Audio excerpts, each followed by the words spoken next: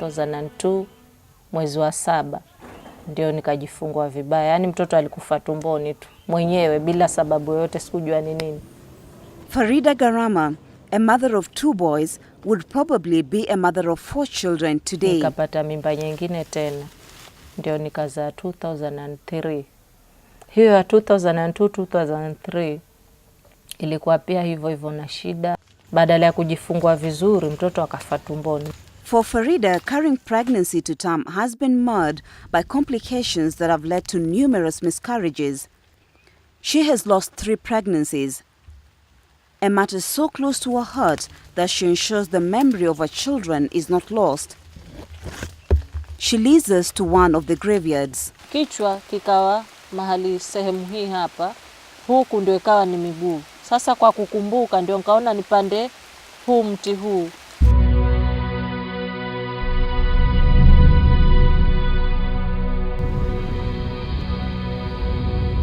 Farida is just but one among thousands of women who suffer miscarriages as a result of complications during pregnancy. Farida's complications arise from low blood level in pregnancy, anemia, which can be controlled by taking iron supplements during pregnancy. The Kenya Demographic Health Survey says that out of 3 expectant women, only 2 take iron supplements when expectant. Farida's complications would also seem to arise from a lack of close medical observation. A gynecologist and the head of the obstetric department at the Malindi District Hospital, Dr. Kapanga, is not new to such cases. Anemia on its own is a killer to our mothers, to the babies. Many of our mothers, again, when they are carrying the pregnancy, we end up with poor development of the baby because of anemia.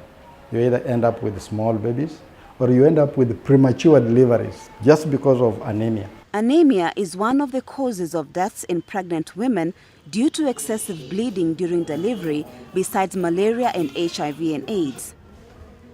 This contributes to the high number of maternal deaths in the region. Malindi District Hospital records 600 deaths, way above the national figure, which the World Health Organization puts at 360 for every 100,000 women who deliver. The abdomen is soft and not distended. With Kenya's population growing at least 1 million people every year, this means that this year alone, 3,600 women will die from pregnancy and childbirth-related complications. This number compares to a road accident of 60 60-seater buses full of women that results into the death of all the passengers. The Millennium Development Goal number 5 seeks to reduce maternal deaths to 100 deaths per 100,000 live births by 2015. But with only 2 years to the attainment of the Millennium Development Goals, Kenya's maternal deaths puts into doubt whether the country will achieve this goal. Dr. Sharif Shanas, Director of Health in the Ministry of Public Health and Sanitation in Kenya, is however optimistic. We have made tremendous progress in terms of reducing under 5 mortality. We have reduced it and we are now in the acceleration mode. We may not get to the MDGs, but we'll be successful there. But for reducing under 5 mortality, I think we'll be there on target by 2015. Sincerely, on the ground, the way I see it is not practical, because there are quite a number of things which are not working out the way we'll expect. I audit maternal deaths.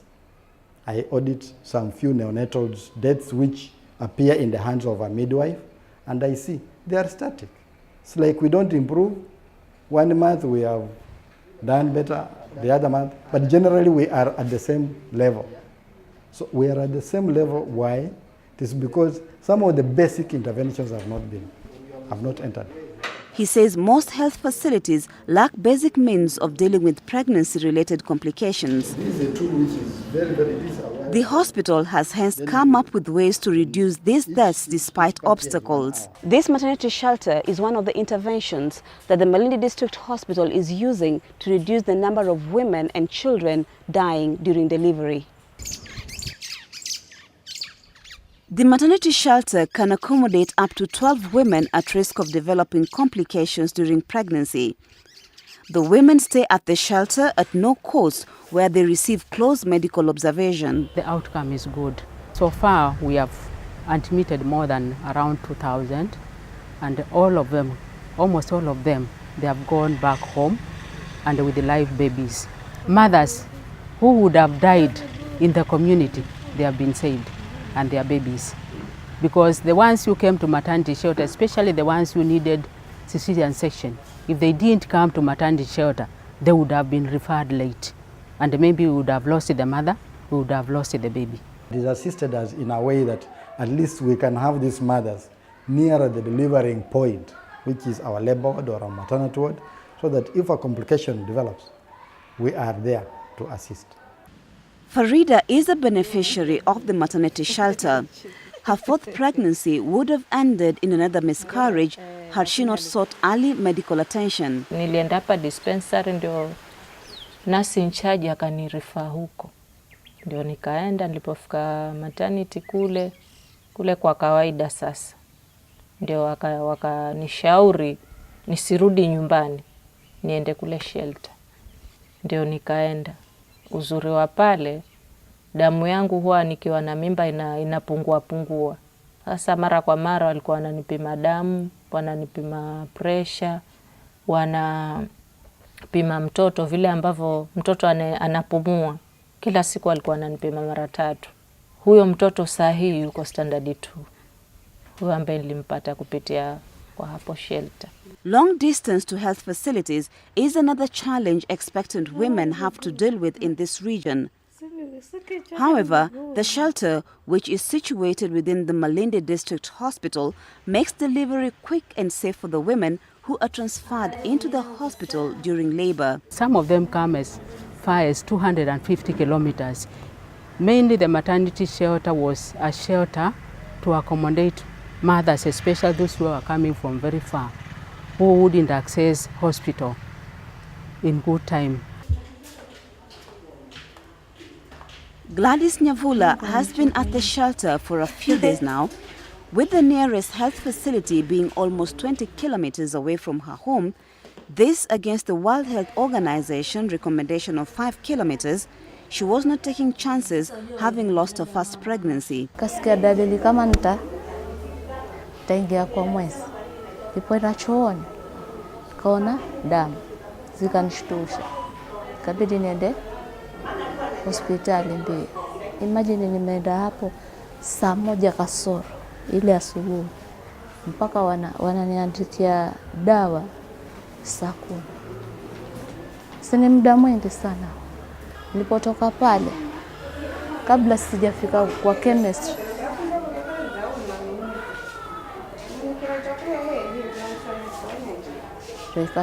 ikatoka. Ikawa hiyo nishapoteza tayari.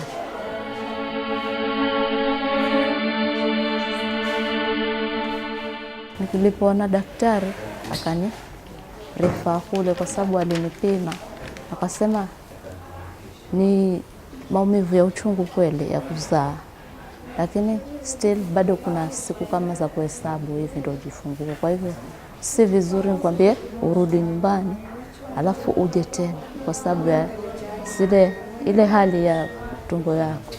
Kwa hivyo ndio akanirefa ile shelter. She also suffers from fibroids, which put her at risk of developing complications. And so with the doctor's close observation at the shelter, she was able to have a safe delivery. Kama singeenda shelter, ningeharibikiwa, kwa sababu ningekuwa mbali na msaada wa madaktari. Vile nishapata mtoto, nasikia raha sana.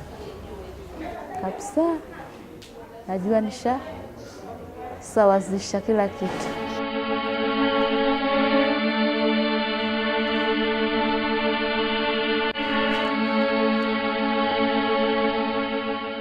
Wamama wote wajawazito wakikaa pale shelter watahudumiwa vizuri, hawatapata matatizo yoyote, kwa sababu pale nurses huwa wako wanawaangalia vizuri.